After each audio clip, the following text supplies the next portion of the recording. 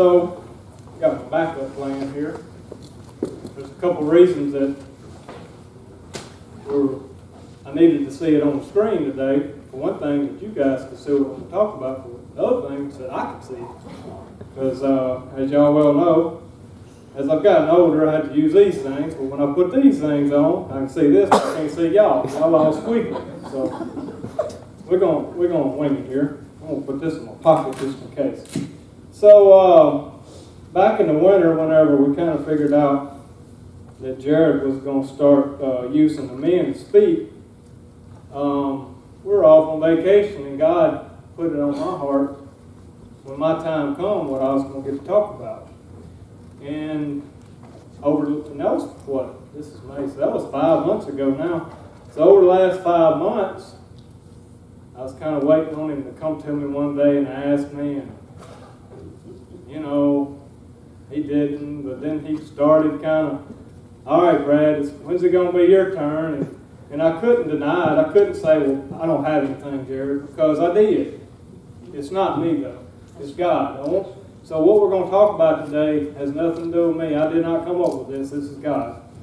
And it's going to be a little bit of a hard topic, but we're going to get through it. But I just want y'all to hear through me what God has to say. So I'm going to open this up in prayer, and we'll go from there. Lord, thank you so much for today. Thank you for giving us the privilege to be here. Thank you for the men that did die so that we could sit here in this place in the air conditioning and in the freedom. And Lord, just thank you for these words you put on my heart. I pray that I can get the message across, and we'll just take it, chew on it, and apply it to our lives. Just thank you for all you've done, Lord, and all you're going to do. Amen. So today we're going to talk about not looking back, or don't look back. That's the title of our the sermon today, is Don't Look Back. Back in the fall, we were cutting soybeans, and Tara was with me, and we're out on the courthouse road. And she was riding a combine, and happened to come out on the end, and there's a little dog over there in the ditch. And he's just barely alive, okay? Not a little black, but let's just say a 10-month-old black lab mixed dog. And he is just a bag of bones. And she's like, look at that poor dog. And I was like, yeah, I mean, we see them out here from occasion, they just kind of, this is where dogs wind up sometimes, right?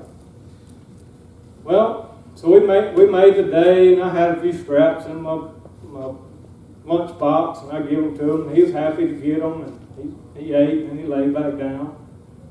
And I was like, Tara, we need a dog. We hadn't had a dog in a while. I'd tell you about Red Dog, but that's a whole other story. Y'all have heard me talk about Red Dog before, but today we're going to talk about Dee. So anyway, I said, you know what? If that dog's here tomorrow, if it makes it through the night, why don't we take it home? We hadn't rescued a dog in a while. Let's try it out. She said, okay. And I was surprised because I figured she said, no, we don't have time for a dog. But we did. So sure enough, we got there the next day, and there's the dog. And the rest of the guys kind of caught on what's going on, that the dog, this dog is in bad shape, okay? So we all gave him our scraps that day. We got through the field that evening. I took the header off the combine, and Tara's in the truck, and I said, okay, we're going to load the dog up. You take him on home, give him some food. I reached down and picked him up, one hand, and just put him in the back of the truck. And shut the tailgate. No, let's see what happened. So he jumped back out. As soon as I put him on the tailgate, he jumped out. I'm like, well, this is weird. This dog, he don't have energy to hold his head up, and he jumped out of the truck. I said, all right, this time I'm going to shut the tailgate and you take off. We're on the courthouse road, and by this time we're in the middle of the road because the dog is obviously threw me for a loop because I didn't think I was going to be in a fight to take a dog home. Well, Holly Sarton and Mr. Scott come flying by. And so I'm trying to catch the dog, and they come flying by, and she like to run over all of us because they wasn't paying attention. But they realized what was going on. But they kept on going.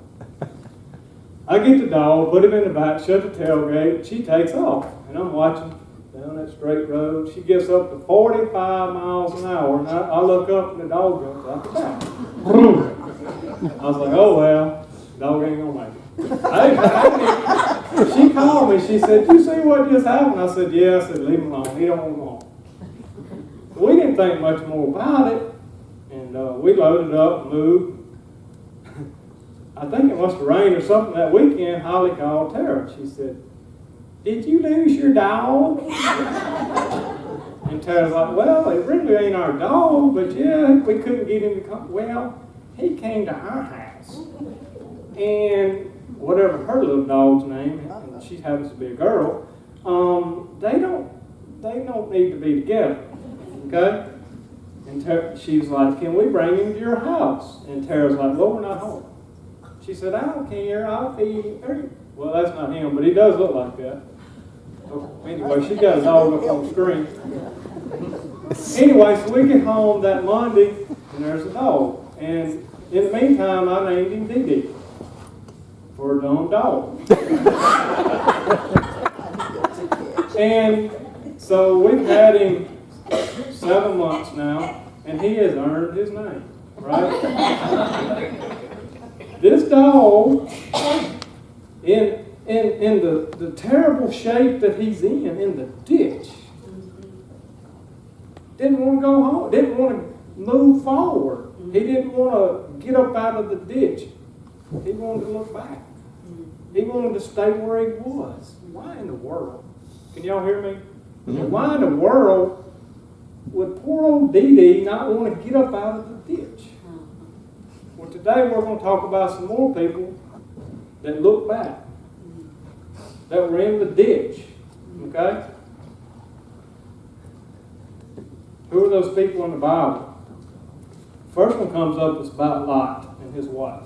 And if y'all want to, you can look it up in Genesis 13, and it kind of, so it's covered over a couple different chapters, but we'll just kind of hit the high points. Genesis 13, 12 and 13, and then we're going to skip down to Genesis 18, and then we're going to finish up in 19 if I can see it. That's when it got small. So Genesis 13, 12 and 13 says, and Abram lived in the land of Canaan, but Lot lived in the cities on the plain and set up his tent near Sodom.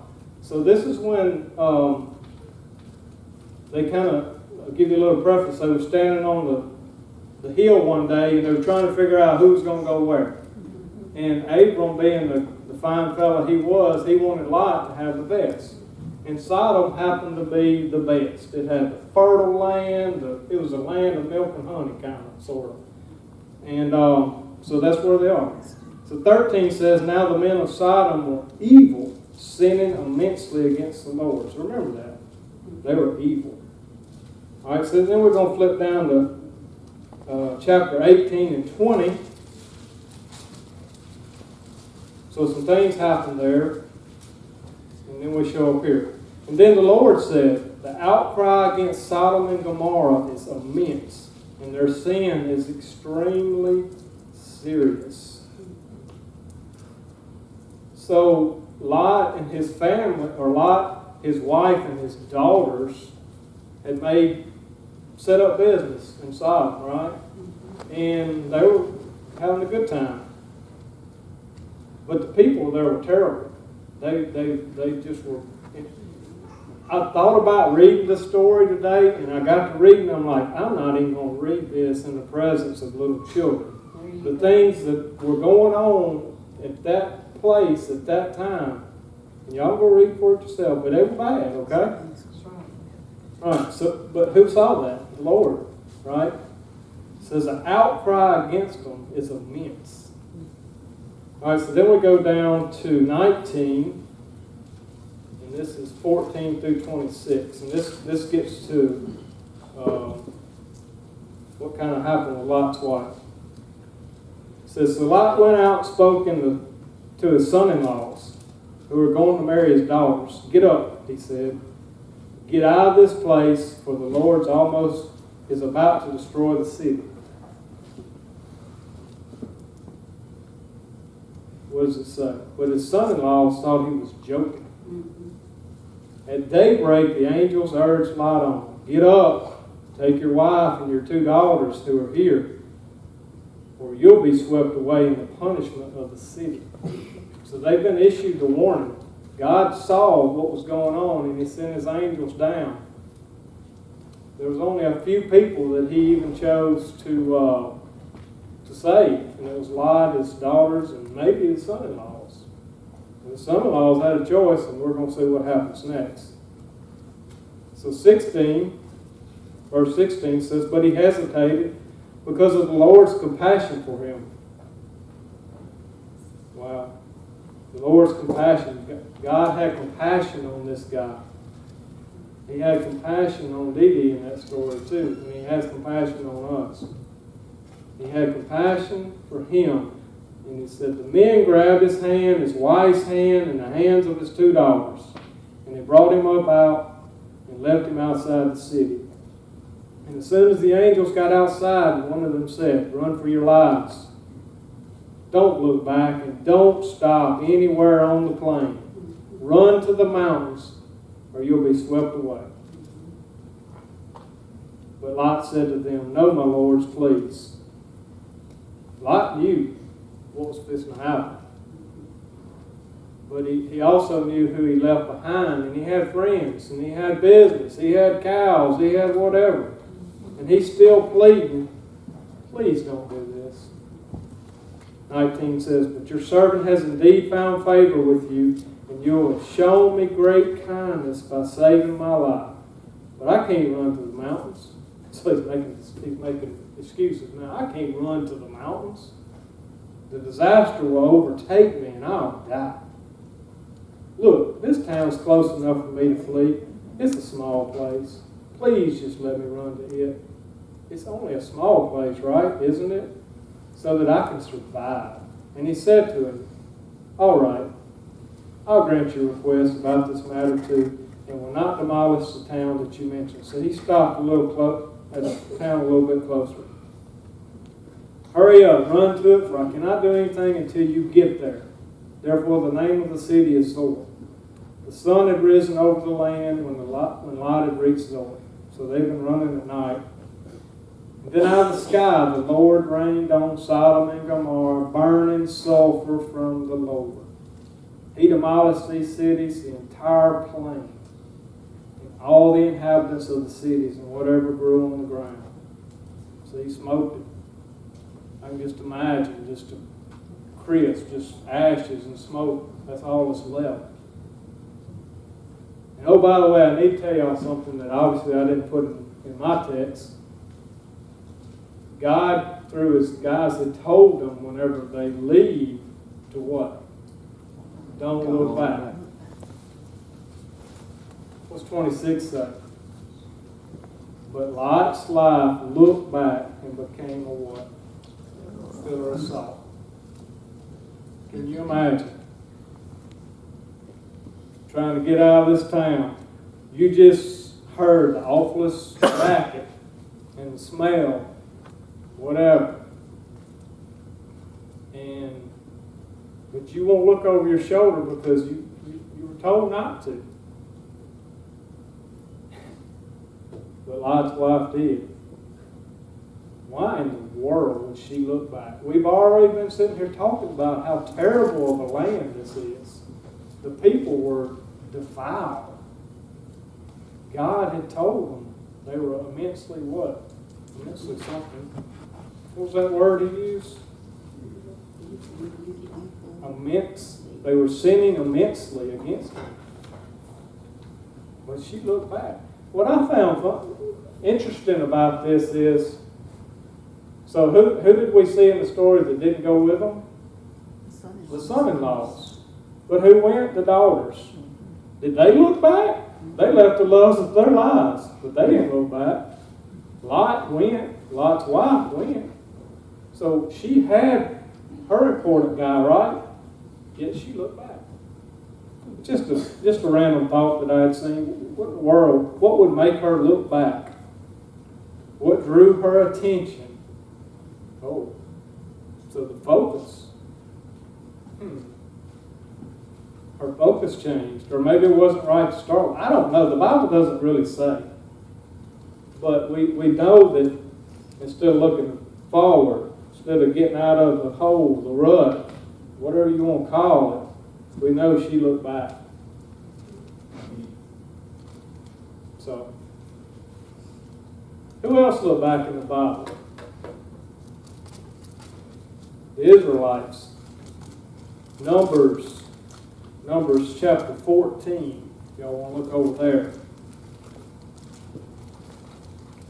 We study the Israelites through the Old Testament. They wandering around. Sometimes they up on the mountain doing right. And the next thing you know, down in the bottom they go, right? They get the blessings of God. And the next thing you know, they stepping back again.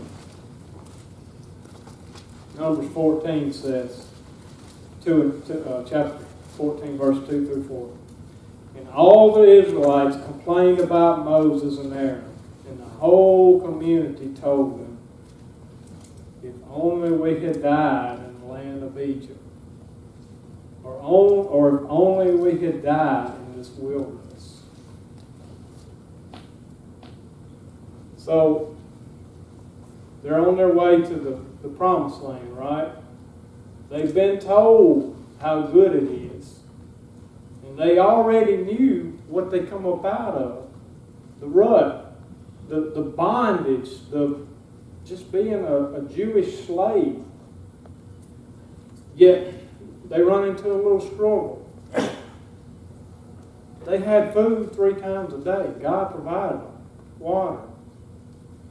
And something must have happened. I don't even remember what was taking place at that time.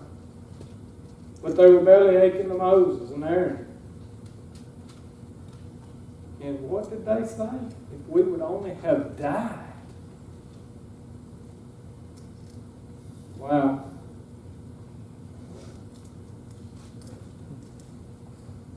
Why is the Lord bringing us into this land to die by the sword? Our wives and our children will become plunder. Then it says, this is verse 4. Wouldn't it be better for us to go back to Egypt? What's in Egypt, Miss Janice? What was in Sodom and Gomorrah? Evil. Why do these people keep wanting to go back to mess, right? Verse 4 says, so then they said to one another, let's appoint a leader and go back to Egypt. That was a decision that God's people made. Let's go back. Let's go back. What is so good about going back? So I've read a bunch of stuff, obviously, in the last 5 months getting ready for this. Sarah Groves wrote a song. And I wish you could see it, because you could see what I'm about to read. But it says, I've been painting pictures of Egypt, leaving out what it lacked. The future seems so hard, and I want to go back. Chaos through choices I've made. Chaos is familiar. Ain't that crazy?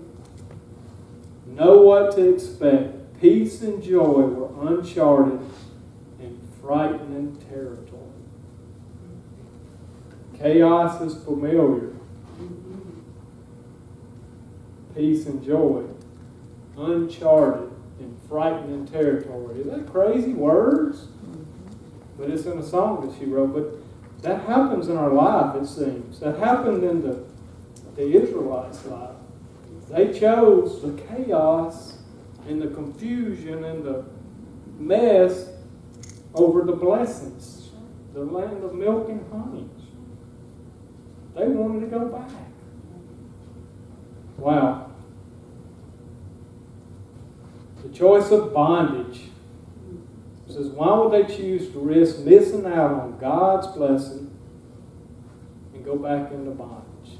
Do we do that today? We're going to get a little personal here in a little bit, right? Because we are kind of at that. By the way, I was supposed to put in a plug about July the 9th. Y'all remember what's going on the weekend, July the 9th? Trick question, Jared. Who coming? Ricky Ray. Ricky Ray. Potentially our guy. He's 6'5" bass player.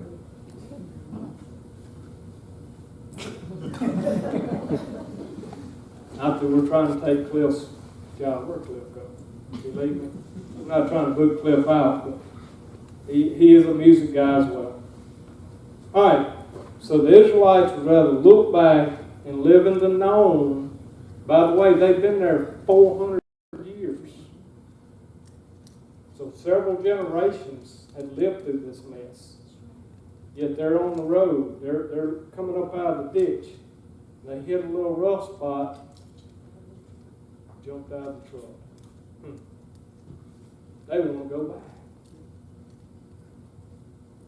Lot's wife, she on the road. She's on the run. The darts of fire is going over her head. And what does she do? She wants to look back. Why? Egypt was familiar. It was predictable. It was this is weird here. It was strangely comfortable.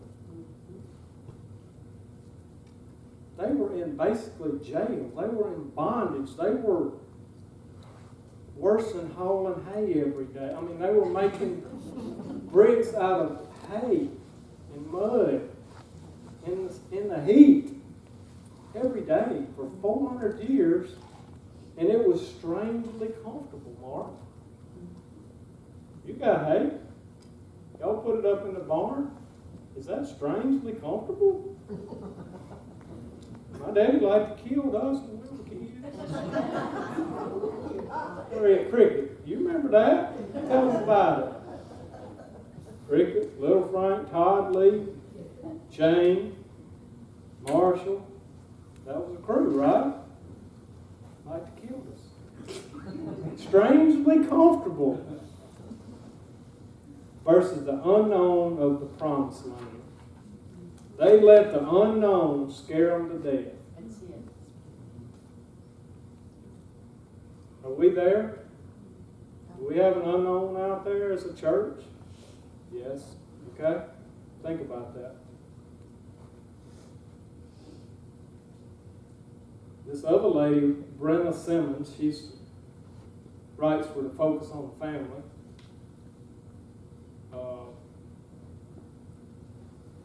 She's battled same-sex marriage things and different things. She writes a good bit, but she wrote this. And by the way, she's happily married with kids now. She said, when things get rough and disorienting, the predictability of the past starts looking pretty good. Ain't that crazy?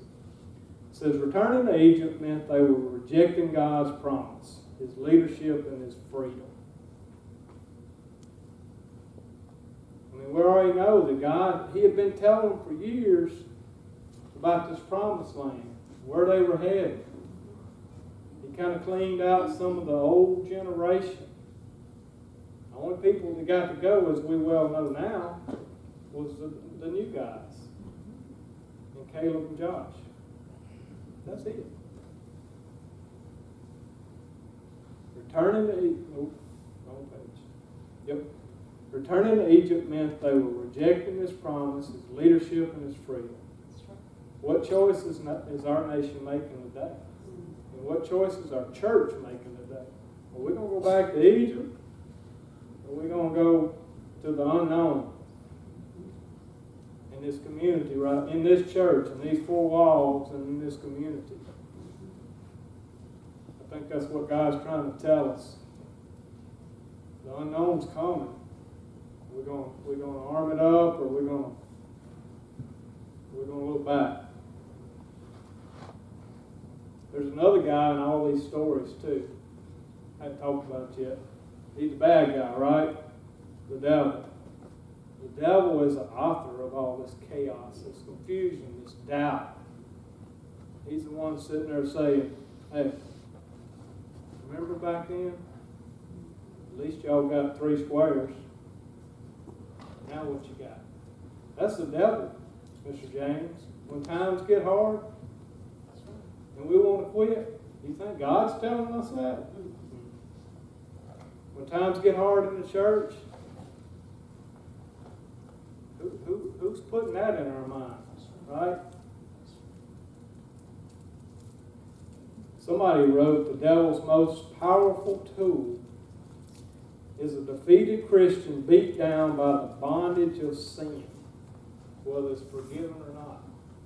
I'm going to read that again. What's his most powerful tool? It's a defeated Christian. Okay, so we're talking about the Christians right now. Obviously, not God. The devil can use non-Christians all day long. But did you know he could use Christians as well? Yes. The ones that's been beat down, the ones that maybe lost a battle somewhere, that feel like they're defeated. I've been there, I know. It says, I've been beat down by the bondage of sin. Sometimes I ask for forgiveness, but sometimes it comes back to haunt me sometimes. No, Brad, it didn't work. God didn't really forgive you. No, Brad, you can't do that. You can't stand up here. You remember what you did yesterday, last week, last year, when you were young? You remember what you did? That's the devil. He's beating us down, right? He uses the chaos of looking back to his advantage. That's his tool. That's his weapon, right? He tells us that what? We're not good enough. We're the only ones that's going through it. And there's no way out.